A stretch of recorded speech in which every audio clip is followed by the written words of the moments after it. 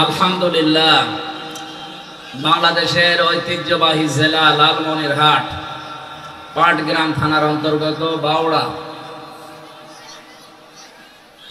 3 দিনব্যাপী ঐতিহাসিক তাফসীরুল কোরআন মাহফিলের সমাপনী রজনীর স্বনামধন্য সভাপতি জনাব ডাক্তার শামসুল আলম দামাত বারকাতুহুমুল আলিয়া। সাদগায়ে জারিয়া যেমন হয়, গোনায়ে জারিয়া আছে। অনেকে মনে করে শুধু সাদগায়ে জারিয়া মসজিদ বানিয়ে দিলাম, কিন্তু বানানোর আগে চিন্তা করে না যে টাকাটা কিসের। দোষের টাকা, সুদের টাকা দিয়ে মসজিদ বানালে সাদগায়ে জারিয়া হবে না গোনায়ে জারিয়া হবে? এই জন্য যারা এসেছেন শুনতে, আয় আমি জাহিলিয়াত চলে গেছে, আও আমি জাহিলিয়াত চলে গেছে, কথা বলেন না কেন? আমরা কোরআনে কারিমের যে রং, এইটা এখন সামনে দেখতে চাই। সিবগাতাল্লাহ ওমান আহসানু মিনাল্লাহি সিবগাতা ওয়া নাহনু লাহু আবিদুন। তোমরা আল্লাহর রঙে রঙিন হও। আল্লাহর চাইতে সুন্দর রং পৃথিবীতে আর কারো আছে? আল্লাহর রং সবুজ, লাল, কালো, কি এই যে আল্লাহর এই রঙে আমরা আজকে রঙিন করব এই দেশকে। 53 বছর তো দেখেছি এ দেশকে বিভিন্ন জিনিস দিয়ে অনেকে চালিয়েছেন, কথা বলেন না কেন? বাবা চালিয়েছিল, আমরা তো দেখিনি। আজকের সভাপতি ডাক্তার শামসুল আলম হয়তো দেখতে পারে। দুর্ভিক্ষে মানুষ মারা গেছে, আমি কি বানিয়ে বললাম? বাবা চালিয়েছিল এই দেশটা, দুর্ভিক্ষে মানুষ মারা গেছে। স্বামী চালিয়েছিল কারো কারো, আপনাদের চাচাও চালিয়েছে, সে যেভাবেই হোক। ভাবি চালিয়েছে, ববু চালিয়েছে, কথা বলে না কেন? যদিও ববু এই 8-9 দিন ধরে একটা মিথ্যা কথা সারা বিশ্বের মোড়লদেরকে শোনাচ্ছে যে আমি নির্বাচিত ছিলাম, আমাকে উৎখাত করা হয়েছে। এটা তাহা মিথ্যা কথা। আজকে ডক্টর হাবিব সাহেব পড়ছিলেন না, হুয়াজি তাবাকুম, আল্লাহ পাক বলেন তিনি সে আল্লাহ যিনি তোমাদেরকে নির্বাচিত করেন। এই যে লক্ষ লক্ষ নবীর উম্মত থেকে উম্মতি মুহাম্মদী হিসাবে আল্লাহ আমাদেরকে নির্বাচিত করেছেন। নির্বাচিত করা লাগে যে পদ্ধতির মাধ্যমে, তার নাম নির্বাচন। তার নাম কি? আরো জোরে বলেন। এটা রেকর্ড হচ্ছে, গোয়েন্দারা বিভিন্ন জায়গায় আছে। আমি ওপেন বলছি, 15.5 বছরে বাংলাদেশে কোনো নির্বাচন হয়েছে না। কি মিথ্যা কথা! আপনি একটা হাসি মানুষ, হ্যাঁ? আপনি একটা হাসি মানুষ, এ কথা বলেন কি করে যে আমি নির্বাচিত ছিলাম? এই 15.5 বছর তো নির্বাচনই হয়নি। এক কথা বলেন না কেন?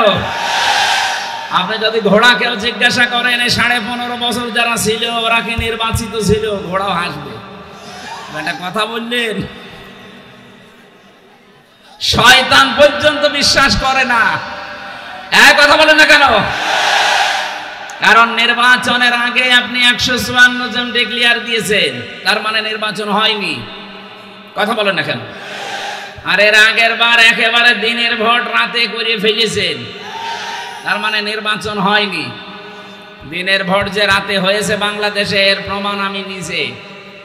আমার সাথে এক ওসি ছিল জেলখানায়, উনি আমার এই ফাঁসির কন্ডেম ছেলে একদিন এসে বলছে, হুজুর একটা তওবার কথা বলবো, দেখেন তো কেমন হয়, বলেন। বলছে আমি নির্বাচনে বাইরে ছিলাম, আমি রাত 12টার পর থেকে আমার যা আন্ডারে লোক আছে, বিশেষ করে এসআই, এএসআই আর কনস্টেবল আর হেলমেট বাহিনীর কিছু সদস্যকে নিলাম, আল্লাহর নামে ভোট কাটা আরম্ভ করলাম। হেলমেট বাহিনী এই শব্দটা আমি জোড়লাম, কারণ এরকম মানুষও সাথে ছিল। এক কথা বলেন না কেন? ওনার সাথে হয়তো এসআই, এএসআই, কনস্টেবল ছিল, পাশাপাশি 4 নাম্বার যার নাম বললাম এইটা ছিল সাথে। এটা এখন প্রমাণ হচ্ছে যে এরাও ছিল। এই জন্যই তো সরকার নিষিদ্ধ করে দিয়েছে। এদেরকে নিষিদ্ধ করার 100-র উপরে কারণ আছে, কিন্তু এদের বৈধতা দেওয়ার একটা কারণ আপনি দেখাতে পারবেন না। অনেকে এখন মায়া কান্না করছে, না এদের নিষিদ্ধ করা ঠিক হয়নি। এদেরকে নিষিদ্ধ করার জন্য বললাম 100 কারণ আমার কাছে আছে। যার 1 নাম্বার কারণ, ওরা এই দেশে এখন হিন্দুদের নাম দিয়ে সামনে ব্যবসা করার চেষ্টায় আছে, অথচ হিন্দু মারার ক্ষেত্রে এরাই সর্ব আগে কাজ করেছে।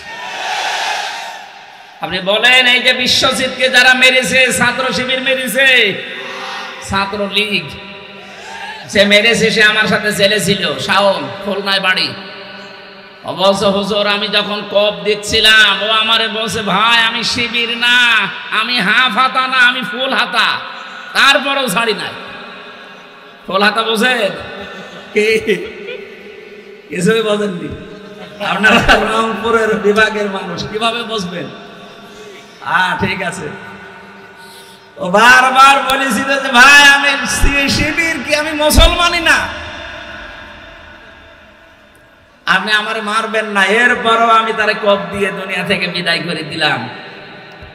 এরকম 100টা কারণ আছে আপনাকে নিষিদ্ধ করার মতো, কিন্তু বৈধতা দেওয়ার মতো একটা কারণও নেই। আপনি একটা বলেন যে এই কারণে তাদের বৈধতা দেওয়া যায়। যারা সেঞ্চুরি করে ধর্ষণের পরে মিষ্টি মিলাতে পারে, কোন মায়ের সন্তান তাদের বৈধতা দিতে পারে? তার বিবেকে কাজ করবে? ওটা যদি আপনার মেয়ের সাথে, আপনার বোনের সাথে হয়তো, বলেন তো আপনি কি করতেন? জবাই করে ফেলতেন। এই কথা বলেন না কেন?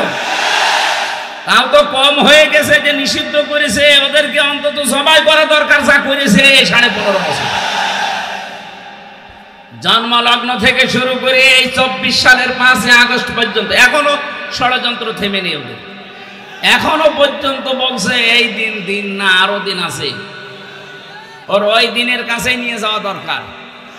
কথা বলে না কেন? এক টাকলাকে কয়েকদিন আগে কোর্টের প্রাঙ্গণে দাঁড়িয়ে বলতে শুনলাম এজলাসে, বলছে বিচারপতি দিন দিন না, আরো দিন আছে। এখনো পর্যন্ত যদি এই কথা ওর মুখ দিয়ে বের হয়, ওর মায়ের হয়েছে। বলেন, এদেশে আলেম, এই যে আলেমদেরকে ধরার পরে হাতে বেড়ি শুধু দেয়নি, হাতে ডান হ্যান্ডকাপ লাগিয়ে নিয়ে যাবে না, মাথায় দড়ি টাঙিয়ে মনে হচ্ছে নিয়ে যাচ্ছে, কাউকে গরুর মতো, কাউকে ছাগলের মতো। আমার মাথায় দড়ি বেঁধেছে। আর এখন যাদেরকে নিয়ে যাচ্ছে, দেখা যাচ্ছে কি জামায় আদরে যাচ্ছে হাসতে হাসতে।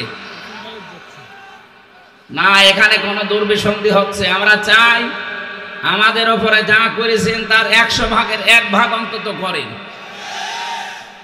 দেলার হোসেন সাইদি, শফিকুল ইসলাম মাসুদ, এরা রিমান্ড থেকে বের হওয়ার পরে দাঁড়াতে পারে না, 3-4 জনের কাঁধে ভর করে যাওয়া লাগে, আর এরা রিমান্ড থেকে মনে হচ্ছে জামায় আদরে বের হচ্ছে। এই বৈষম্য দূর করার জন্য ছাত্র জনতা জীবন দেয়নি। কথা বলেন না কেন? এটা একটা বৈষম্য না?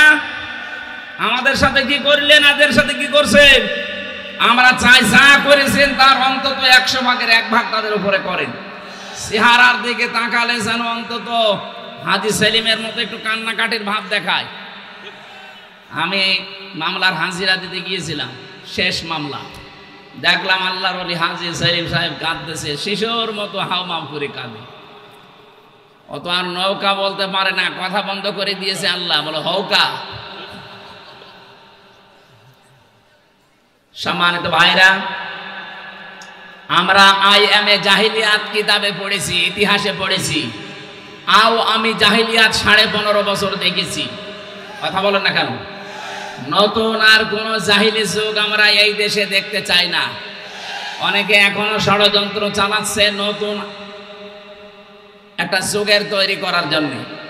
এতগুলো মানুষ জীবন দিয়েছে নতুন কোন যুগ দেখার জন্য না। যারা জীবন দিয়েছে তাদেরকে কবরে এসে জিজ্ঞাসা করবেন, প্রত্যেকেও বলবে আমরা আল্লাহর বিধান দিয়ে দেশ চালাতে চাই।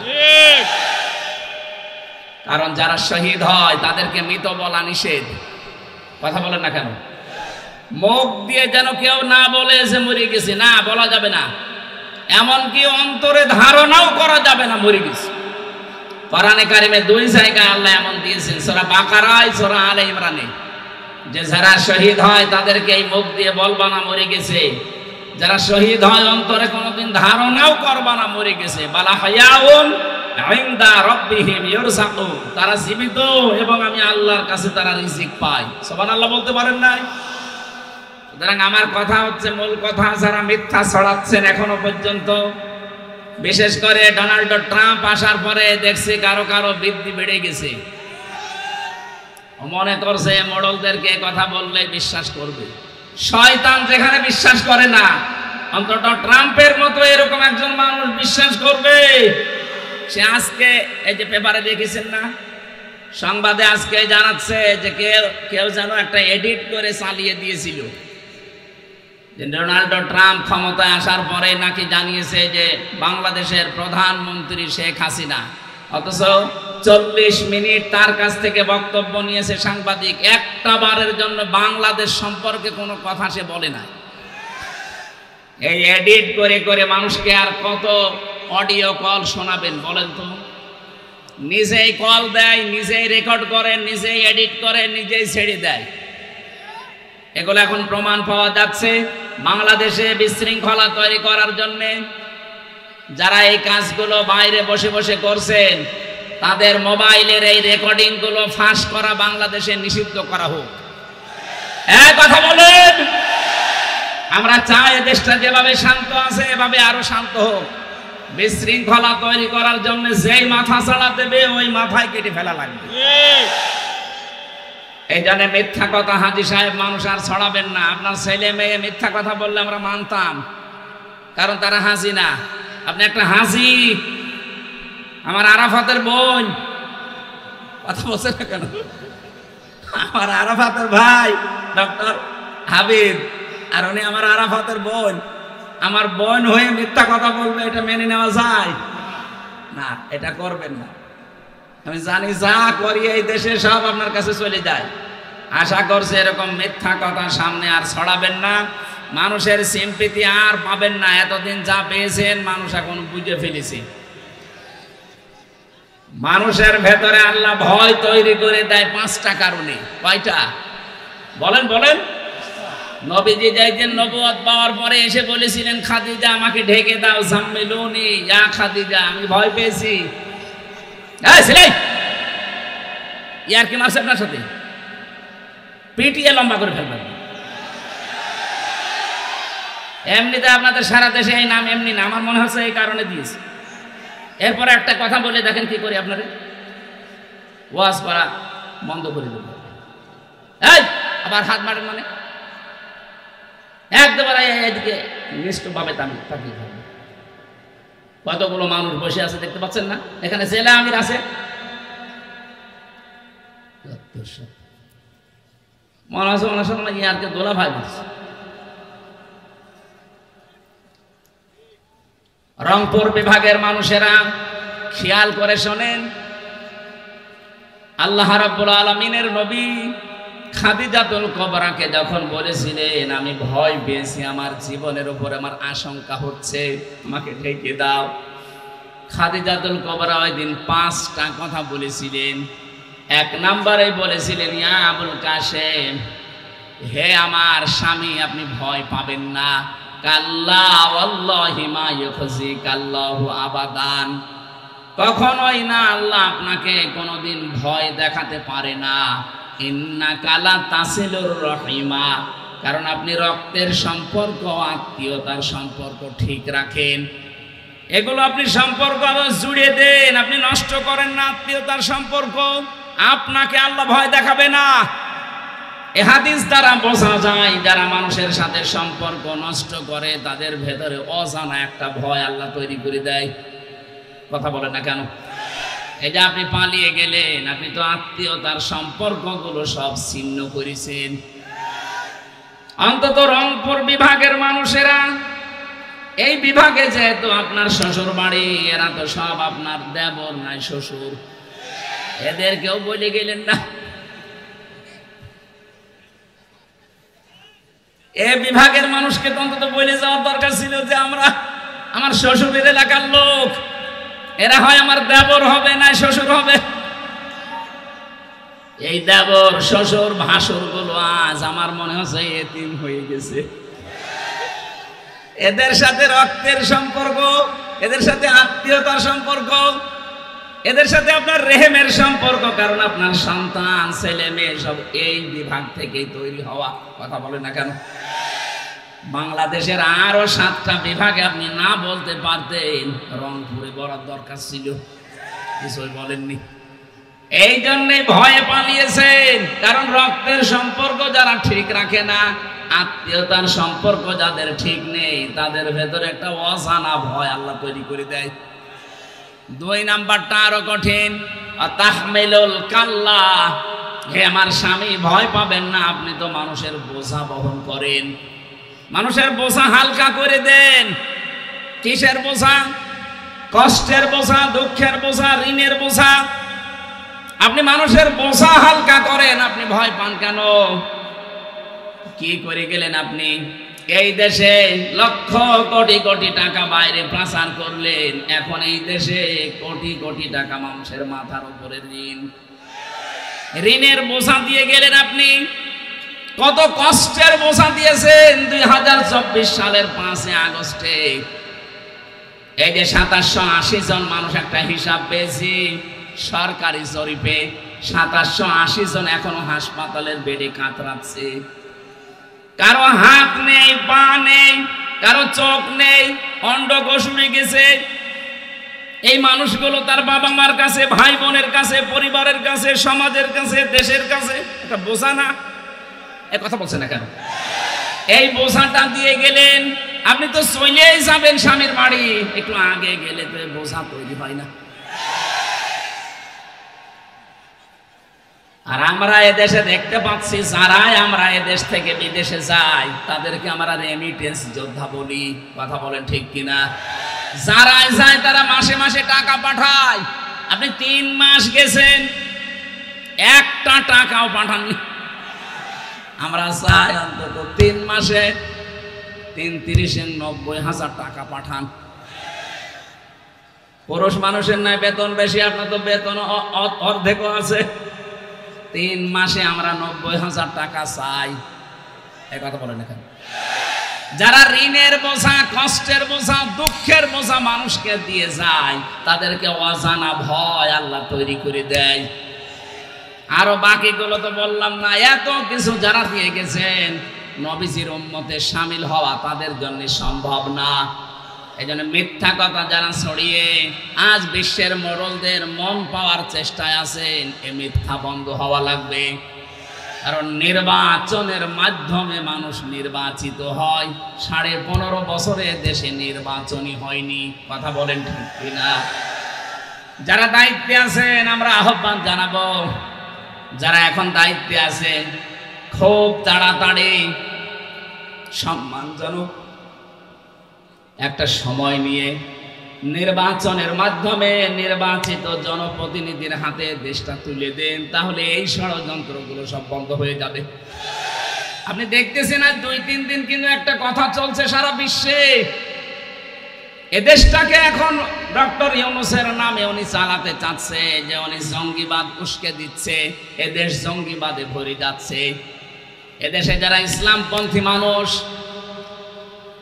অন্তত এই দেশে যারা একামতে দিনের দায়িত্ব পালন করতে চায়, তারা যে অ্যাক্টিভ ভাবে একটু কাজ করবে, করবে কি করে? কিছু করলে এই শব্দটা বিশ্বের মোড়লদেরকে শোনাচ্ছে, এদেশে জঙ্গিবাদ পুনরুত্থান হচ্ছে। বলেন নাউজুবিল্লাহ। মিথ্যা এই ধোঁয়াটা তুলে কাউন্টার টেররিজম একটা ইউনিট বানিয়ে বাংলার বহু মানুষকে আপনি জীবন থেকে, দুনিয়া থেকে বিদায় করে দিয়েছেন। বিশেষ করে আয়না ঘরের নাম দিয়ে অধিকাংশ মানুষকে ওখানে নিয়ে মেরে ফেলতেন। রিমান্ডে যে সমস্ত মানুষকে নিয়েছেন, আমার সাথে যারা ছিল, কেউ 7 মাস, কেউ 8 মাস, কেউ 2 বছর পড়ে আছে, কেউ জানেই না কে মামলা আপনাকে দিয়েছে। ও নিজেও জানে না, খালি শোনে যে আমার নামে নাকি জঙ্গি মামলা। জঙ্গি কি সে জানে না।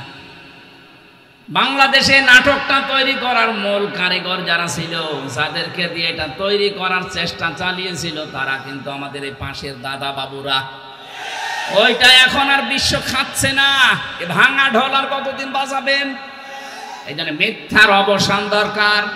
যেগুলো মিথ্যা ছড়াচ্ছেন, আশা করছি সামনে কেউ যেন আর মিথ্যা ছড়িয়ে এদেশকে টালমাটাল করতে না পারে। বলেন আমিন। কোরআনে কারীম যারা শুনতে এসেছেন, এই 2টা এখন আমার মনে হচ্ছে আপনি মেনে নিয়েছেন। শুনছেন, চুপ থাকবেন। এখন আমি যারা বলতে আসি, যারা আমরা যা 4 জন এসেছি বলার জন্য, আমাদের দায়িত্ব কি? কোরআনে কারীম বলছে কিতাবুন উনজিলা ইলাইকা ফালা ইয়াকুম ফি সাদরিকা হারাজুম মিনহু লিতুনযিরা বিহি ওয়া যিকরা লিল মুমিনিন। আল্লাহ পাক বলেন, হে নবী, কোরআনে কারীম যখন মানুষের কাছে প্রচার করবেন, এটা আমি আপনাকে দিয়েছি কেন জানেন? মানুষদেরকে সতর্ক করার সময় আপনার মনের ভেতরে যেন কোনো ভয় ভীতি কাজ না করে। এজন্য কোরআন যে অন্তরে থাকে, সে অন্তর থেকে আমার আল্লাহ ভয় তুলে দেয়। এখানে হারাজনের ব্যাখ্যা আছে দুইটা। এক নম্বরে, কোরআন প্রচার করতে গেলে আপনার সামনে যারা আছে, কোরআনের হক কথা শোনার পরে মানুষগুলো অনেকে না বুঝে মন খারাপ করতে পারে। এরকম মানুষ দেশে নেই? আছে। এই 15.5 বছরে আরো বেশি ছিল, এখনো আছে অনেকেই। কোরআনে কারীমের ভাষা, কোরআন যেভাবে উপস্থাপন করা দরকার, আল্লাহ যে ফোর্স দিয়েছে, ওই ফোর্সে কথা বলতে গেলে ও বোঝে না, আন্দাজে মন খারাপ করে। 2 নম্বরে, আবহমান কাল থেকে এমন এমন নিয়ম নীতি এই দেশে ইসলাম মনে করে অনেকে পালন করে আসছেন, যেটা আসলে ইসলামে নেই। কথা বলেন না কেন? তার ভেতরে বহু ইবাদত এই বাংলাদেশ, ভারত আর পাকিস্তানে চলছে, যেটা মানুষ বানিয়েছে। এই যে আল্লাহ বাদে কারো নামে জিকির করা জায়েজ নেই, অথচ সারা বাংলাদেশে এখন প্রায় আরম্ভ হয়ে গেছে। আল্লাহর নামে মাঝে মাঝে জিকির করে, মাঝে মাঝে বাবার নাম ছুড়ে দিচ্ছে। ইয়া আলী বাবা, শাহ আলী বাবা, কেল্লা বাবা, ফতে বাবা, দয়াল বাবা, এ জিকির হয় না দেশে? যারা এই বিভ্রান্তিতে আছেন, এখনই নিজেকে শুধরাবে। আল্লাহ বাদে কারো নামে জিকির করা জায়েজ নেই, এমনকি নবীজির নামেও জিকির হবে না। জিকির হবে আল্লাহর নামে, দরুদ হবে নবীজির নামে। আমি নাম ধরলাম না, বাংলাদেশে বহু মানুষ আছে, বিশেষ করে চট্টগ্রাম সিলেট বিভাগে আছে। এই মানুষগুলো আল্লাহর নামে কিছুক্ষণ জিকির করার পরে দেখা যায় শালি বাবা, ফতে বাবা, কেল্লা বাবা। কথা বলেন না কেন? আল্লাহ বাদে অন্য কারো নামে জিকির করা জায়েজ আছে। এমনকি আল্লাহকে ডাকার সাথে সাথে যদি অন্য কাউকে ডাকে, তার ডবল আযাব হবে। সূরা ফুরকান 68 নম্বর আয়াতের প্রথমে আছে, ওয়াল্লাযীনা লা ইয়াদউনা মা'আল্লাহি ইলাহান আখার। আল্লাহ পাক বলেন, আমি আল্লাহকে ডাকে, আমার সাথে অন্য কাউকে যারা ডাকে, এরপরের আয়াতে আল্লাহ জবাব দিচ্ছেন, ইযাফু লাহুল আযাব, তাদের আযাব হবে ডবল। কয়টা? জিকির করে সওয়াব হওয়া দূরের কথা, আরো গুনাহ হয়ে যাচ্ছে। আজকে থেকে আমলটা সংশোধন করে নেবেন। আমি সহ যারা এসেছি, আল্লাহ আমাদেরকে আমলটা পুরো পাল্টানোর তৌফিক দেন, বলেন আমিন। দ্বিতীয় কথা হচ্ছে, এই বানানো ইবাদতগুলো যখন মানুষ বিভিন্ন ধান্দায় করতে থাকে, হে নবী, কোরআনে কারীমের প্রচার যদি আরম্ভ করেন, ওইগুলো টিকবে না। ওই বানানো ইবাদত যখন টিকবে না, ওই মানুষগুলো দেখবেন তখন আপনার প্রতি রাগ করবে, তেড়ে আসবে। ওয়াইযা তুতলা আলাইহিম আয়াতুনা বায়্যিনাতিন তা'রিফু ফি বুজুহিল লাযিনা কাফারুল মুনকার। রব্বুল আলামিন সূরা হজের ভেতরে জানিয়েছেন, যখন আপনি কোরআনে কারীম তেলাওয়াত করে তাদেরকে বোঝাবেন স্পষ্ট দলিল আর প্রমাণ দিয়ে, নবী আপনি দেখতে পাবেন ওই মানুষগুলো রাগ করে আপনার দিকে চোখ মোটা করে গরম দিয়ে তেড়ে আসতেছে। আমরা এতদিন দেখেছি অনেক আলেমের কাছ থেকে মাইক পর্যন্ত এ দেশে 15.5 বছরে কেড়ে নিয়েছে। ও আলেমরা কি বাবার কথা বলতো? কথা বলেন। বহু আলেমের কাছ থেকে আমি মাইক কেড়ে নিতে দেখেছি, বহু আলেমকে স্টেজে উঠতে দেয়নি। এই কথা বলেন না কেন? 1500 বছর আগে কাফেরদের চরিত্র আল্লাহ যেটা বলেছিলেন, 1500 বছর পরে দেখলাম অনেকের সাথে এই চরিত্র মিলে যাচ্ছে। যার সাথে চরিত্র মিলবে তাকেও তো সেই নামে ডাকা লাগবে। কথা বলেন না কেন? ওই জামানায় যারা কোরআন প্রচারে বাধা দিত, তারা যদি কাফের হয়, এই 2024-এর আগ পর্যন্ত যারা কোরআনে কারিমে প্রচারে বাধা দিয়েছে এরা কি? আরো জোরে। কাফেরের সাথে আত্মীয়তা করা জায়েজ আছে? হ্যাঁ, তারা মরে গেলে কবরে দেওয়া জায়েজ আছে? জানাজা এগুলো যদি আমরা একটু কড়াকড়ি করতে পারতাম দেশে বহু মানুষ পরিবর্তন হয়ে যেত। আর এইভাবে যদি বাবা শাহজালাল সব হালাল চলে, আগামীতে যারা চেয়ারে বসবে তারা দেখবেন ডবল সালেম হবে। কথা বলেন না কেন? এই জন্য আমরা চাই দেশে যারা অপরাধ করেছেন আপনাদের অপরাধ আপনারা মাফ করে নিন, যেভাবে মাফ চাওয়া দরকার। যার কাছে অপরাধ করেছেন তার কাছে স্বীকার করেন, তার ক্ষতি হয়ে গেলে ক্ষতিপূরণ দেন, এরপরে বলেন আস্তাগফিরুল্লাহ, আল্লাহ আপনাকে মাফ করে দেবে। কথা বলেন ঠিক কিনা? কিন্তু বাস্তবে আমরা উল্টা দেখছি, এত বড় অপরাধ করার পরে অনেকে দেখতে পাচ্ছি অনুশাসনা দূরের কথা, অনতপ্ত দূরের কথা, এই মানুষগুলোর বৃদ্ধি আরো বাড়তেছে। মানুষ যখন জুলুম করতে করতে একেবারে শেষ পর্যায়ে পৌঁছিয়ে যায়, তাকে আল্লাহ কয়েকটা জিনিস থেকে চিরবঞ্চিত করে দেয়। তার এক নম্বরে আল্লাহ তাকে আর হেদায়েত দেয় না। ফেরাউন যখন ডুবে যাচ্ছিল ওই সময় কিন্তু স্বীকৃতি দেওয়ার রাস্তায় ছিল। ও বলেছিল আন্নাহু লা ইলাহা ইল্লাল্লাযী আমানাত বিহি বানু ইসরাঈল, আমি ঈমান আনলাম আল্লাহর উপরে যার উপরে বানি ইসরাঈলরা ঈমান এনেছে। আনা মিনাল মুসলিমিন, আমি তো মুসলমান। এরপরও ফেরেশতারা আমাকে পানির ভেতরে চোবাই কেন? আল্লাহ তখন ডাক দিয়েছেন আল আন, এখন। অকদা শয়তান ক্বাবলু ওয়া কুনতা মিনাল মুফসিদিন, এর আগে তুমি সবচাইতে বড় সন্ত্রাসী, ফ্যাসাদকারী, ফ্যাসিস্ট ছিলে। এর আগে সবচাইতে বড় জুলুমবাজ ছিলে। তোমার কারণে আমার হাজারো বান্দা শান্তিতে থাকতে পারে নাই। আমার মনে হয় হাজার হাজার বছর আগে ফেরাউন জুলুম করার কারণে যেমন হেদায়েত থেকে বঞ্চিত হয়ে গেছে, 2024-এর আগ পর্যন্ত যারা জুলুম করেছে, যারা সরাসরি জড়িত ছিল, তাদেরকেও আমার আল্লাহ হেদায়েত থেকে বঞ্চিত করে দিচ্ছে। এত চেষ্টা চালাচ্ছে মানুষ, এত কিছু বলছে না, তার পরিবর্তন নেই। আবু জাহেল যেদিন বদরের ময়দানে যাবে, ওইদিন কাবার গিলাফ ধরে বলেছিল, কাবার মালিক তুমি একজন আসো, আমি জানি মুহাম্মদের বিরুদ্ধে যাচ্ছি যুদ্ধ করার জন্য বদরে, সত্যের পক্ষে যে আছে তাকে তুমি বিজয় দিও। ওর দোয়া আল্লাহ কবুল করে নিয়েছে, কারণ ও তো সত্যের পক্ষে ছিল না। ওই ময়দানে যাবার পরে যখন ওকে হযরতে আব্দুল্লাহ বিন মাসউদ বুকের উপরে ওঠার পরে ছুরি চালিয়েছে, তখন জিজ্ঞাসা করেছে মানাং তাকে তুমি? হযরতে আব্দুল্লাহ বিন মাসউদ ওই সময় জবাব দিয়েছিলেন আমি ইবনে মাসউদ। ওকে ডাক দিয়ে বলছে, দেখো তুমি আমার গলা যখন পচ দেবে ছুরি দিয়ে একটু বড় করে কাটবে, কারণ মানুষ যেন দেখে বুঝতে পারে যে এটা নেতার মাথা। জোরে বলেন নাউজুবিল্লাহ। ১৫০০ বছর আগে আবু জাহেল বিদায় নিয়েছে, কিন্তু তার প্রেতাত্মা এখনো পর্যন্ত বিভিন্ন দেশে ঘুরতেছে। এখনো অনেকে এত অপমান হওয়ার পরেও ওর দেখেন তেজ কমছে না। কথা বলে ঠিক কিনা?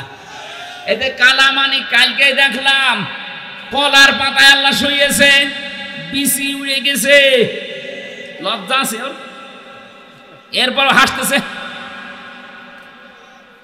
আমার তো মনে হচ্ছে ১৫০০ বছর আগের ইতিহাস পড়ার পরে আবু জাহেলের সাথে অনেকের জীবন মিলে যাচ্ছে। এই মানুষগুলোকে আল্লাহ হেদায়েত দেবে না, এই মানুষগুলোর অনুশোচনা নেই, অনুতপ্ত হওয়ার কোনো কিছু আমরা দেখতে পাচ্ছি না। কথা বলেন ঠিক কিনা? হাজারো নিরীহ মানুষকে বিচারের এই চেয়ারে বসে অবিচারের মাধ্যমে দুনিয়ার জীবন থেকে বিদায় দিয়েছে। কথা বলেন ঠিক কিনা?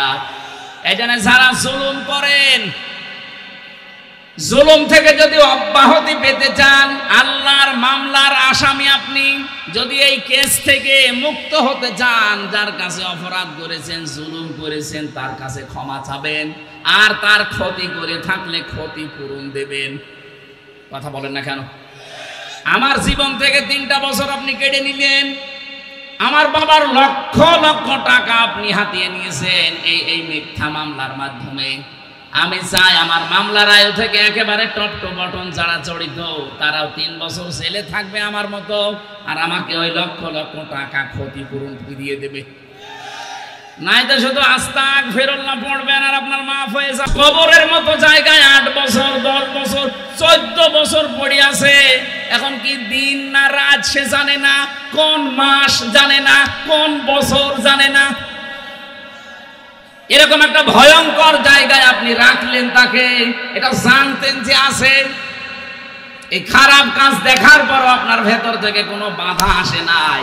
আপনি হজ 14 বার করেই করবেন কি আর 25 বার করেই করবেন কি? আপনার তো ঈমান নেই, আপনি বেঈমান। বলেন। আমি মাঝে মাঝে রিমান্ডে যখন চিন্তা করতাম আল্লাহ যারা দায়িত্ব পালন করে যায় এখানে, এরা যে আচরণগুলো করে, বিশেষ করে এই রিমান্ডে যারা দায়িত্ব পালন করে এরা বাইরে যে সংসার করে কি করে, এই মানুষগুলোর কি বিবেক মরে গেছে? ঠিক আচরণ করতো আলেমদের সাথে তারা। এখনো পর্যন্ত আমার বিশ্বাসে আসে না যে মানুষ এইরকম করতে পারে। এই ভাই, এই এখানে বসে বসে কি করেন আপনারা? না, গ্রাম্য এলাকা তো ঝামেলা একটু বেশি। আরে ভাই, বাংলাদেশের অন্য বিভাগেও তো আলোচনা চলছে, এত ডিস্টার্ব তো কোনো জেলায় হয় না। এই রংপুরের এই সাইডটা, বিশেষ করে কুড়িগ্রাম আর লালমনিরহাট, এই 2 জেলায় যে কয়টা করলাম সব জায়গায় ঝামেলা। সেদিন ঠাকুরগাঁও গিয়েছিলাম, এর চাইতে মনে হয় ডবল মানুষ ঠাকুরগাঁও। কোনো ঝামেলা তো কোনো ঝামেলা হয়নি। 1-1.5 ঘন্টা মনে হচ্ছে একেবারে নিস্তব্ধ হয়ে গেছে এই পুরো ময়দানটা। আর এই 2 পাশের মানুষকে থামানো যায়, এই পাশের মানুষ থেমেছে, এটা ধমক দেওয়ার কারণে। আর এই পাশের এখন তো ওরা বোঝেনি, মনে করছে হুজুর মনে হয় রহস্যমের সাপ। না না ভাই, আপনি একটু চুপ করেন, একটু কথা বলতে দিন, আয়াতটা শেষ করতে দিন। আমরা তো আলেমদের সময় দিতে পারলাম না। আল্লাহ রাব্বুল আলামিন তাহলে এই হাদিস দ্বারা আমরা যেটা বুঝতে পারলাম, ভালো কাজ দেখলে আনন্দ লাগবে, অন্যায় দেখলে কষ্ট লাগবে, তার ভেতরে ঈমান আছে। যার কাছে ভালো কাজ ভালো লাগে না, অন্যায় কাজ অন্যায় মনে হয় না, সে 5 ওয়াক্ত না 10 ওয়াক্ত নামাজ পড়লো, তার ঈমান নেই। তাহলে এখানে যদি ওইরকম কেউ থাকেন, চলে যান বলছি, না বলতে চলে যাচ্ছে, যান চলে যান। তাহলে ইমানদারকে আল্লাহ যখন ডাক দেন 90 জায়গায় আছে আয়াতটা কোরআনে কারিমে। আল্লাহ রাব্বুল আলামিন যখনই ইমানদারকে ডাকেন তখন তার কুদরতের হাত এভাবে উঁচা করে ডাকেন, ইয়া আইয়ুহাল্লাযীনা আমানু। জোরে বলেন আল্লাহু আকবার। আল্লাহ এখানে 4টা আদেশ দিয়েছে। যদি সফল হতে চাও জীবনে, সফলতার স্বর্ণ শিখরে পৌঁছাতে চাও, 1 নম্বরে জীবনে এই কাজটা করো, ইরকাউ, রুকু করো, অসজুদু, সেজদা করো। এই যে রুকু আর সেজদা শব্দ দুইটা শুনতে যত ছোট মনে হচ্ছে, প্র্যাকটিক্যাল লাইফে সেট করা অত সহজ না। এই যে রুকু সেজদা কি সহজ না কঠিন? না, আসলেই কঠিন কাজ। কোরআনে কারীম জানিয়েছে, ওয়া ইন্নাহা লাকাবীরাতুন ইল্লা আলাল খাশিঈন। এই যে রুকু সেজদার যে নামাজ, এই নামাজটা কিন্তু বড় কঠিন কাজ, ভারী কাজ। তাদের জন্য ভারী না যে মানুষগুলো আল্লাহকে ভয় করে। আল্লাযীনা ইয়াযুন্নুনা আন্নাহুম মুলাকু রাব্বিহিম ওয়া আন্নাহুম ইলাইহি রাজিউন। যারা এই বিশ্বাস করে যে কিয়ামতে আমাকে দাঁড়ানো লাগবে আল্লাহর সামনে, ফিরে যাওয়া লাগবে তার কাছে, আল্লাহর কাছে দাঁড়াতে গেলে সর্বপ্রথম হিসাব নেওয়া হবে রুকু সেজদার। কথা বলেন ঠিক কিনা? আউয়ালু মা ইউহাসাবু বিহিল আবদু ইয়াউমাল কিয়ামাতিস সালাহ। কিয়ামতের সর্বপ্রথম আপনার হিসাব হবে কিসের? আরো জোরে বলেন। সাহাবারা এই কথা শোনার পরে তারা এত গুরুত্ব দিয়েছেন সালাতের, নামাজের। আমি একজন সাহাবীর জীবনী পড়েছি, হযরতে আব্দুল্লাহ আনসারী রাদিয়াল্লাহু তাআলা আনহু। এত গরিব মানুষ ছিল, নবীজি যেদিন বলেছিলেন যে জামাতে হাজির হয়ে নামাজ পড়ো, ওয়াকিমুস সালাতা ওয়া আতুজ যাকাতা ওয়ারকাউ মা'আর রাকিবিন, নামাজ কায়েম করো, সম্পদ থাকলে যাকাত দাও, আর রুকুকারীদের সাথে রুকু করো, তার মানে জামাতে হাজির হয়ে নামাজ পড়ো। সাহাবী এটা শোনার পরে ওই দিন থেকে তিনি বাস্তবে আয়াতটা সেট করেছিলেন। স্বামী স্ত্রীর মাত্র দুইজনের মিলে একখানা কাপড় ছিল, সতর ঢাকার মতো। স্ত্রীকে গর্তের ভেতরে রেখে উনি নামাজে যায়, নামাজ শেষ করে ফরজ তাড়াতাড়ি বাড়িতে চলে আসে। হযরত ওমর একদিন নালিশ দিলেন, হে রাসূল, আব্দুল্লাহ আনসারী এ মুনাফিক মনে হয়, কেন আসে সবার পেছনে, ফরজ নামাজ হয়ে গেলেই দৌড় দিয়ে চলে যায়। বিশ্ব নবী বললেন, না, আন্দাজে ধারণা করবা না, কারণ মানুষের মনের খবর জানে কে? আরো জোরে বলেন। বাংলাদেশে আমরা এখন অনেক বিষয় একটু গভীরে চিন্তা করলে দেখেন, যে মানুষগুলোকে আজ আকীদা খারাপ বলে এই যে 1000 বছর থেকে ফতোয়া দিয়ে আসতেছেন, আমার তো মনে হয় কমপক্ষে 70-80 বছর এই গুণগান চলছে এই দেশে। জিকিরটা আমাদের এই সমস্ত খুলনা, রাজশাহী, নওগাঁ, রংপুর, এই 3টা বিভাগে খুব কম, এগুলো চলছে বেশি সিলেট বিভাগে। এরা বড় বড় বিশাল বিশাল আয়োজন করে এরা মানুষের আকীদার ভুল ধরে, সামনাসামনি যেটা দেখা যায় ওইটার ভুল ধরে না। ছেলেটা স্কুলে যেতে চাচ্ছে না, মা জিজ্ঞাসা করছে কি হয়েছে, বলছে আমার গায়ে জ্বর। ওই এদিকে আয়, গায়ে হাত দিয়ে দেখেন না ঠান্ডা, হয় তো জ্বর নেই। বলছে মা জ্বর নেই তাতে কি, আমার মাথা কেমন কেমন ব্যথা লাগছে। কই দেখি, মাথা ব্যথা হলে এইদিকে তো একটা রগ একটু ফুলে থাকে, এই ঠিক আছে, মাথা ব্যথা না। এবার বলছে মা আমার আর একটা সমস্যা আছে, কি, আমার পেটের ভেতরে ব্যথা করছে। এমন একটা জায়গার নাম বলেছে যেটা দেখানো যায় না। কথা বলে না কেন? আপনি আকীদা খারাপ জিকির করছেন এই কত বছর, এমন একটা জিনিসের নাম বলে যেটা দেখানো যায় না। আকীদা যদি এদের খারাপ হবে, একটা বারের জন্য চিন্তা করেন না কোনদিন। এরা কত সুযোগ সুবিধা পাওয়ার কথা ছিল। সেদিন মামুনুল হক ভাই যশোরে বলছিলেন, আল্লামা শহীদ দেলাওয়ার হোসেন সাইদি রহমতুল্লাহ আলাইহি, তাকে বহু অফার দেওয়া হয়েছিল, তিনি সবগুলোকে দোপায়ে মারিয়ে বলেছেন না ফাঁসির দড়ি, তারপরও আমি ওই দিকে যাব না। আপনি একটা বারের জন্য একটু দড়ির কাছে জানতো, বাস্তবতা অত সহজ না। একটু দড়ির কাছে গিয়ে বলেন তো, হ্যাঁ আপনার আকীদা কত নম্বরে আছে আমি দেখব। 76 জন আলেম আমার সাথে ছিল এক জায়গায়, 76 জন। আমি মনে হয় সবার ছোট। এত বড় বড় মুরব্বী আলেম, আমার দাদা বাবার বয়সী, দেখতাম নিজেরা হতাশ হয়ে পেরেশানে অস্থির হয়ে কাঁদতো। অথচ যাদের আকীদা ঠিক নেই বলা হয়, তাদের সাথেও তো আমি ছিলাম। এ মানুষগুলোর হতাশা, অস্থিরতা, এগুলো আমি একদিনের জন্যও দেখিনি। এদের যোগাযোগ বিচ্ছিন্ন করে দিয়েছে, এই জন্য এ মানুষগুলো হতাশ হয়ে গেছে, না জানি আর কোনোদিন সূর্য উঠবে না। অথচ ওদের সব কিছু বিচ্ছিন্ন, এরপরও মানুষের ভেতরে আমি হতাশা পাইনি।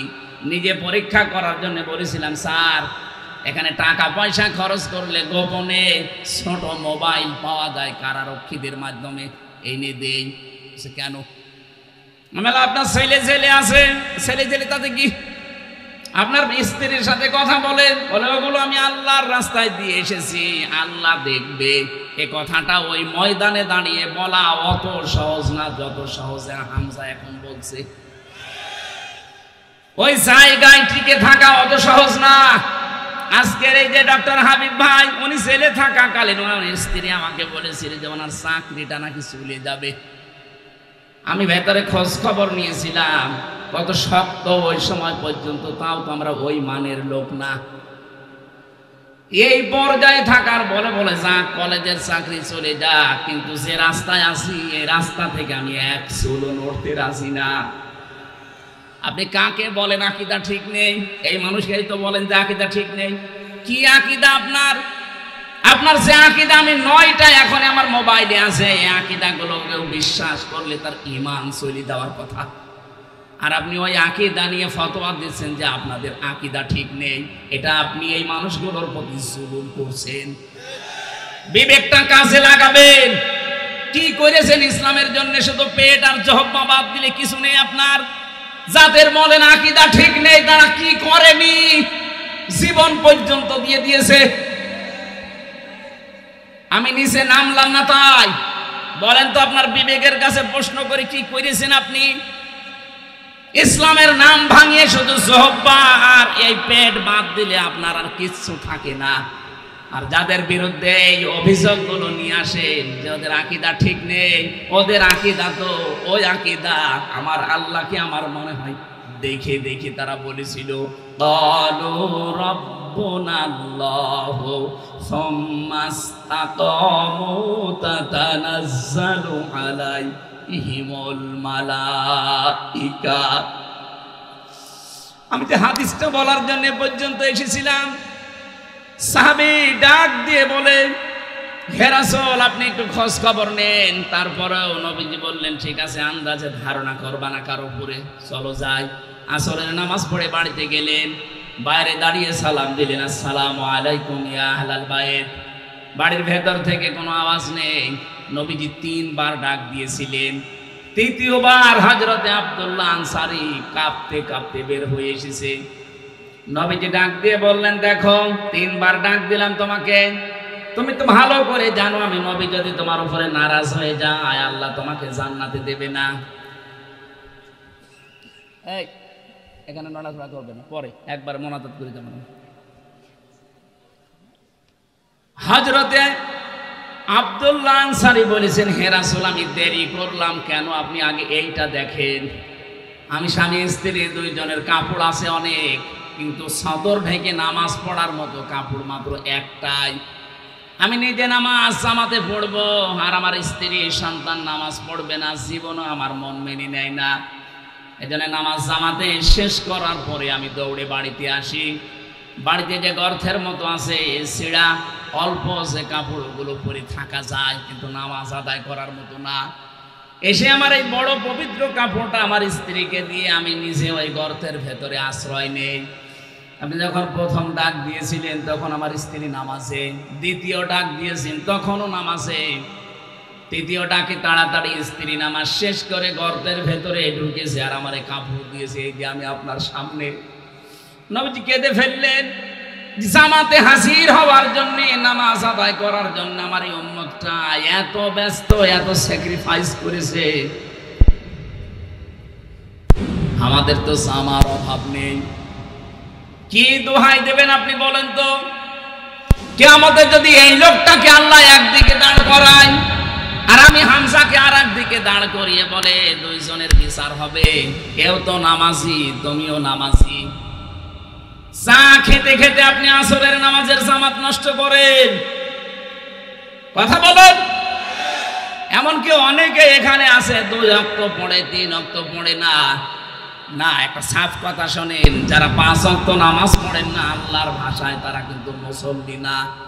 সূরা মাআরিজের ভেতরে আল্লাহ ফতোয়া দিচ্ছেন ইল্লাল মুসাল্লিন আল্লাযীনা হুম আলা সালাতিহিম দাইমুন। আল্লাহ বলেন শুধুমাত্র মুসল্লি। মুসল্লি কারা জানো? যারা নিয়মিত নামাজি, যারা সর্বদা নামাজে নিয়মিত 5 ওয়াক্ত নামাজ যারা জীবনে ছাড়ে না, আল্লাহর ভাষায় তারা মুসল্লি।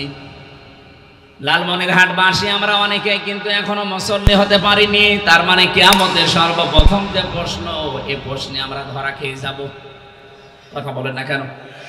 আজকে সিদ্ধান্ত নিয়ে যাওয়া লাগবে বাড়িতে। আজরাইল যতদিন না আসে অন্তত যাই হোক ফরজ নামাজ আমি বাদ দেব না। কারা কারা রাজি আছেন দেখি? লিল্লাহে তাকবীর। দেখেন তো হাত তোলেনি কে? দেখেন এ মাহফিল সাকসেস যদি কথা ঠিক রাখতে না পারেন, যদি ঠিক রাখতে পারেন সাকসেস হাত নামান। আর যদি আপনি আমাকে দেখার জন্য তোলেন, আপনি কিন্তু ধরা খাবেন। আশা করছি মরণের আগ পর্যন্ত ফরজ নামাজ বাদ দেবেন না। কেউ যদি নামাজ বাদ দিয়ে দেয়, আল্লাহ পাক বলেন আমি নিজে ওর দায়িত্ব ছেড়ে দেই। বলেন নাউজুবিল্লাহ। এজন্য রুকু সেজদা আমাদের জীবনে একমাত্র কাজ বানিয়ে নেবেন এটা। 3 নাম্বার শব্দে আমি বেশি ওয়াবুদু রাব্বাকুম, তোমাদের রবের ইবাদত করো। ইবাদত হবে কার? আরো জোরে বলেন। এই বাংলাদেশে কয়েকটা বিষয় আমার কাছে, আমি ইবাদত শব্দটাকে মিলিয়ে পুরা কোরআনের ভেতরে 27টা অর্থে পেয়েছি ইবাদত। আমি সামারাইজ করে করে 9টায় নিয়ে এসেছি। আমাদের জীবনে ইবাদত করা লাগবে। বাবা মার কার? বলেন বলেন। বাবা মার ইবাদত করা জায়েজ আছে না? বাবা মার সেবা করা ফরজ, ইবাদত করা জায়েজ। এই পৃথিবীতে আল্লাহর পরে যার স্থান, তারা যদি মা বাবা হয়, বলেন তো তাদের ইবাদত যদি জায়েজ না হয়, কার ইবাদত জায়েজ হতে পারে? আপনার বিবেকে কি বলে? অথচ আজ আমরা দেখতে পাচ্ছি অনেকেই তাদের বাবার ইবাদতে ব্যস্ত ছিল। কথা বলেন না কেন? যেটা উপরে রাখা দরকার ওইটা উপরে না রেখে আপনি নিচে রাখেন। কালিমাতুল্লাহি হিয়াল উলিয়া আল্লাহু আজিজুন হাকীম। আল্লাহ পাক বলেন সব জায়গায় উপরে থাকবে আমি আল্লাহর কথা। কার কথা? আরো জোরে। স্বাধীন হওয়ার পর থেকে তো আমরা উপরে আল্লাহর কথা দেখতে পাইলাম না। হয়তো কারো ছবি টাঙিয়ে রেখেছেন, কারো নাম দিয়ে রেখেছেন। কেন ওখানে আল্লাহু আকবার লা ইলাহা ইল্লাল্লাহ লিখে দেওয়া যায় না? আজকে প্রধান উপদেষ্টার নামের পেছনে, ওনার চেয়ারের পেছনে লেখা আছে লা ইলাহা ইল্লাল্লাহ। কি সুন্দর লাগছে দেখতে। আমরা তো এটাই চাই। এই কথা বলেন না কেন? 96% মুসলমান এখানে বাস করে। এখানে উপরে থাকবে কার কথা? বলেন। আমরা চাই কিয়ামতের আগে এই দেশে কারো নাম যেন আর ওখানে না যায় যেখানে আল্লাহর নাম লেখা দরকার। আমার কথা বোঝা গেছে না? ইবাদত হিসাবে আমি 9টা বলছি। 1 নম্বরে আপনার ব্যক্তিগত জীবনে, পারিবারিক জীবনে, সামাজিক জীবনে, এরপরে রাজনৈতিক জীবনে, 5 নাম্বারটা অর্থনৈতিক জীবনে। এই ইবাদতটা আজ বাংলাদেশে নেই বললেই চলে। কারণ অর্থনীতি যে ইবাদত অনেকে আমরা জানি না, কারণ এই বিষয়ের আলোচনা দেশে নেই। আজ এই 15.5 বছরে অর্থনীতি যে ইবাদত, এটা যারা দাঁড় করিয়েছিল তাদের এই সেই ইসলামী ব্যাংকে ধ্বংস করে ফেলেছে। 75,000 কোটি টাকা সেখান থেকে মারিং কাটিং করে। আমরা চাই আমাদের অর্থনৈতিক জীবনে ইবাদতটা আবার দাঁড় করাতে। আহ্বান জানাবো যে যেখানে আছেন, অর্থনীতি যে একটা ইবাদত, এটাকে যদি আবার আপনি দাঁড় করাতে চান, আমার যতটুকু ধারণা আছে আপনি সব বাদ দিয়ে ইসলামী ব্যাংকে আবার লেনদেন করবেন। প্রশ্ন আসতে পারে এখানে কি সুদ দেয় না? হ্যাঁ দেয়। আরে ভাই, নবীর নিজে নবীজি 13 বছর মক্কায় ছিলেন। 13 বছর মক্কায় কি নামাজ পড়েননি? এই কথা বলছেন না কেন? 13 বছর মক্কায় নামাজ পড়েছেন কাবার দিকে না অন্য দিকে? কেন? কাবাতে তো 313টা মূর্তি ছিল। 360টা মূর্তি সামনে নিয়ে যদি নবীজি নামাজ পড়তে পারে, যতদিন পর্যন্ত ইসলাম কায়েম না হবে ততদিন ওইভাবে নবী নামাজ পড়েছিলেন। কথা বলে না কেন? এদেশে যতদিন যাকাত ভিত্তিক অর্থনীতি কায়েম না হবে ততদিন অন্য যত ব্যাংক আছে, সোনালী, রূপালী, চৈতালি, সব ব্যাংকের তুলনায় ইসলামী ব্যাংকে লেনদেন করা আপনার জন্য সবচাইতে বড় ইবাদত। এটাকে দাঁড় করান আগে। এদের মূল থিওরি এইটা যে আমরা সুদ থেকে বাঁচতে চাই। কারণ যারা সুদ খায় এদেরকে শয়তান মহাবিষ্ট করে রাখে। সূরা বাকারার 276 নম্বর আয়াতে আল্লাহ এই দলিলগুলো দিয়েছেন। আল্লাযীনা ইয়াকুলুনার রিবা লা ইয়াকুমুনা ইল্লা কামা ইয়াকুমুল্লাযী ইয়াতাখাব্বাতুহু শাইতানু মিনাল মাস। আমি দলিলগুলো লম্বা করতে পারছি না। এই আয়াতগুলো থেকে প্রমাণ হয় সুদ যারা খাবে শয়তান তাদেরকে এমন ভাবে মোহবিষ্ট করে রাখে, স্পর্শ করে রাখে, কিয়ামতের দিনও তারা শিকলবদ্ধ হয়ে আল্লাহর সামনে অপমান অবস্থায় দাঁড়াবে। বলেন নাউজুবিল্লাহ। 3-4 আয়াত পরে আল্লাহ দলিল দিয়েছেন দুনিয়াতে যারা সুদের সাথে জড়িত থাকবে এই মানুষগুলো তাদের মায়ের সাথে জিনা করার গুনাহ করবে। যারা সুদ জানার পরও না ছেড়ে দেন এই মানুষগুলো আল্লাহ এবং রাসূলের সাথে যুদ্ধ করার জন্য তারা ব্যস্ত। বলেন নাউজুবিল্লাহ। ইয়ামহাকুল্লাহুর রিবা ওয়া ইউরবিস সাদাকাত। আল্লাহ বলেন আমি সুদকে ধ্বংস করি আর সাদকা যাকাত এগুলোকে আমি আল্লাহ দুনিয়াতে বৃদ্ধি করি। আজ যারা অবৈধ ইনকামের মাধ্যমে সম্পদ জমা করেছিল বাস্তব উদাহরণ 5 তারিখে আমার আল্লাহ সব ধ্বংস করে দিয়েছে। 8 কোটি 10 কোটি 12 কোটি টাকার গাড়ি রাস্তায় পড়ে আছে, মালিক নেই। এই কথা বলছে না কেন? এগুলো কি বৈধভাবে সব নিয়ে আসা? সব অবৈধ ইনকাম। এই জন্য অবৈধভাবে যারা উপায় করবেন সুদের ঘুষের বিভিন্ন হারাম ইনকাম দিয়ে এগুলো আপনাকে আল্লাহ রাখতে দেবে না, সব আপনার জীবদ্দশায় নষ্ট হয়ে যাবে। এজন্য আমরা বিশ্বাস করি কোরআনের আয়াতকে অর্থনৈতিক জীবনে আর সব জায়গায় যদি আমরা বিষয়গুলো সামনে নিয়ে আসতে পারতাম যে এটা একটা ইবাদত, আল্লাহ তার রব, আল্লাহ আমাদেরকে তার ইবাদত করার জন্য সফল হওয়ার জন্য জানিয়েছেন। সুতরাং আমরা আজকে থেকে ইবাদত হিসাবে মুশারাকা আছে, মুদারাবা আছে, মুরাবাহা আছে, বায়ে সালাম আছে, বায়ে রেজাল আছে, বায়ে মুআজ্জাল আছে, বায়ে মুহাসসানা আছে, বায়ে ইহতিসান আছে। এই বিষয়গুলো এক একটার ভেতরে 3টা করে ভাগ করা আছে ইসলামী অর্থনীতিতে। আর সকালবেলা বিকালবেলা জিকির না করে বসে বসে যদি এইগুলো আলোচনা করে, নামাজ যেমন ফরজ অর্থনৈতিক ইবাদত ফরজ। কথা বলেন না কেন? আজ মানুষ এটা জানে না, নামাজ পড়ে যাচ্ছে সুদের টাকা তুলতে। এখানে বহু মানুষ এমন বসে আছেন আমি জানি যারা 1000 টাকা ছেড়ে রাখে মাসে মাসে 100 টাকা করে বেশি পায়। এটা যে মায়ের সাথে জেনা করার গুনাহও জানেই না, অথচ নামাজ পড়ে আসলো। এই কাজে কারা আছেন? তারা আজকেই বাড়িছে এই সুদ ছেড়ে দেবেন। যে 1000 টাকা ছেড়ে রাখেন প্রতি মাসে মাসে 100 টাকা বেশি পান। যারা আছেন ছেড়ে দেবেন কারা কারা? হাত তোলেন তো। 2-1 জন আছে।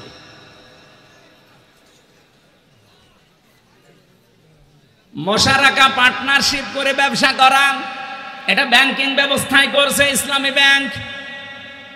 মুদারাবা বিশ্ব নবী নিজে এটা করেছিলেন, হযরতে খাদিজাতুল কুবরা অর্থ দিয়েছিলেন, নবীজি শ্রম দিয়েছিলেন। আজ ইসলামী ব্যাংক যদি এভাবে করে আপনার টাকা নিয়ে আপনি অর্থ দেবেন, তারা শ্রম দিয়ে যা লাভ হবে ওই লাভ আপনাকে দেবে, এটা জায়েজ আছে। হ্যাঁ, 100% মুক্ত হওয়া সম্ভব না ওই দিন পর্যন্ত, যতদিন পর্যন্ত বাংলাদেশে যাকাত ভিত্তিক অর্থনীতি রাষ্ট্রীয়ভাবে কায়েম না হয়। যখন রাষ্ট্রীয়ভাবে কায়েম হয়ে যাবে তখন আর কাবা শরীফের ভেতরে 360টা মূর্তি থাকবে না। নবীজি নিজে ওগুলো ভেঙেছিলেন, আলীকে দিয়ে ভাঙিয়েছেন, পুরা পরিষ্কার করার পরে তিনি নামাজ পড়েছিলেন। কথা বলে ঠিক কিনা? আমাদের দেশে যতদিন যাকাত ভিত্তিক অর্থনীতি রাষ্ট্রীয়ভাবে কায়েম না হয় ততদিন পর্যন্ত আপনি ইসলামী ব্যাংকে কারবার করেন। গুনাহ যদি হয় হোক, যারা দায়িত্বে আছে ওদের হবে, আপনার গুনাহ নেই। অফালুল খয়রা, ভালো ভালো কাজ করবা। এই দুনিয়ায় যত ভালো কাজ আছে সবচাইতে ভালো কাজ হচ্ছে ইয়াসআলুনাকা মাযা ইউনফিকুন কুল মা আনফাকতুম মিন খায়রিন ফালিল ওয়ালিদাইনি ওয়াল আকরাবিন। আল্লাহ পাক বলেন মানুষ জিজ্ঞাসা করে টাকা পয়সা খরচ করবো কোথায়, আপনি বলেন এই দুনিয়ায় ভালো ভালো কাজে খরচ করো। যত ভালো কাজ দুনিয়ায় আছে 1 নাম্বার ভালো কাজ মা বাবার জন্য খরচ করা। এখানে আমাদের জীবনের ফরজ ভালো কাজ এইটা, কিন্তু যার যতটুকু সামর্থ্য আছে মা বাবার জন্য খরচ করবেন। নিকট আত্মীয় স্বজন যারা আছে তাদের খোঁজ খবর রাখবেন। আল্লাহ পাক বলেন ওয়াফালুল খায়রা লাআল্লাকুম তুফলিহুন, আশা করা যায় তোমরা দুনিয়াতে সফল হবে, আর দুনিয়া যারা সফল তারা আখিরাতেও সফল হবে। এই জন্য আমাদেরকে আল্লাহ দোয়া শিখিয়েছেন। এবার আমরা দোয়া করছি, রব্বানা যালামনা আনফুসানা ওয়া ইল্লাম তাগফির লানা ওয়া তারহামনা লানাকুনান্না মিনাল খাসিরিন। মোনাজাতে হাত তোলেন, রব্বানা আতিনা ফিদ দুনিয়া হাসানা ওয়া ফিল আখিরাতি হাসানা ওয়া কিনা আযাবান নার। দুনিয়ায় কল্যাণ দাও, আখিরাতেও শান্তি দিও, জাহান্নামের ওই কঠিন আযাব থেকে আমাদেরকে সবাইকে তুমি বাঁচাও। রব্বুল আলামিন, গভীর রজনী পর্যন্ত কোরআনে কারিমের কথাগুলো আমরা শুনেছি। লালমনিরহাট জেলার পাটগ্রাম এই বিশাল ময়দানে কোরআনের বাগান যারা 3 দিনের এই বিশাল আয়োজনে আনসাম দিয়েছে, যারা যেভাবে এগিয়ে এসেছে, আল্লাহ তোমার রহমত তাদের দিকে ওইভাবে এগিয়ে দাও। জীবনে সফল হওয়ার জন্য যে কাজগুলো তুমি আজকে আমাদেরকে দিলে, যতদিন বেঁচে আছে এগুলো আঞ্জাম দেওয়ার তৌফিক দাও। সম্মানিত মা বোনদেরকে কবুল করে নাও। আমরা যারা অসুস্থ আছি আল্লাহ শেফায়ে কামেলা আজেলা নসিব করো। রব্বুল আলামিন, আজকের মাহফিলের প্রধান অতিথি যিনি আলহাজ শামীম বিন সাইদি, আল্লাহ বড় ভাইকে কবুল করে নাও। তার শ্রদ্ধাভাজন পিতা আল্লামা শহীদ দেলোয়ার হোসেন সাইদি রহমতুল্লাহ আলাইহি, তার কবরটা জান্নাতুল ফেরদাউস বানিয়ে দাও। হযরত আদম থেকে পর্যন্ত যত মানুষ কবরে আছে, কোরআনের ইজ্জতে সবাইকে কবরে মাফ করে দাও। মাহফিলের বিশেষ মেহমান ডক্টর মাওলানা হাবিবুর রহমান, আল্লাহ তার মা বাপকে মাফ করে দাও। পরিবারস্থ লোক যারা আছে তাদেরকেও কবুল করো। তার 2টা 3টা সন্তান, আল্লাহ ছেলে মেয়েদেরকে মানুষের মতো মানুষ বানাও। মাহফিলে হযরত হোসাইন কথা বলেছে, তার বাবা মারা গেছে, বাবাকে মাফ করে দাও। সম্মানিত সভাপতি ডাক্তার শামসুল আলম, আল্লাহ তোমার গোলামের সেবা যত্নকে কবুল করে নাও। এ মাহফিল বাস্তবায়নে যত সদস্যরা কাজ করেছে, স্বেচ্ছাসেবকের প্রত্যেককেই তুমি ওমরের মতো বানিয়ে দাও। বারাকাল্লাহু লানা ওয়া লাকুম ফিল কোরআনিল আযীম। এই পাটগ্রামের মাটির নিচে যত মানুষ ঘুমিয়ে আছে, কোরআনের ইজ্জতে ক্ষমা করে দাও। চর্ম চোখে যেন আমরা দেখতে পারি বাংলার 56,000 বর্গ মাইল কোরআন দিয়ে চলছে। মরণ যখনই আসবে, একবার হলেও যেন অন্তত আমাদের মুখে জারি হয়ে যায় লা ইলাহা ইল্লাল্লাহু মুহাম্মাদুর রাসূলুল্লাহ। আসসালামু আলাইকুম।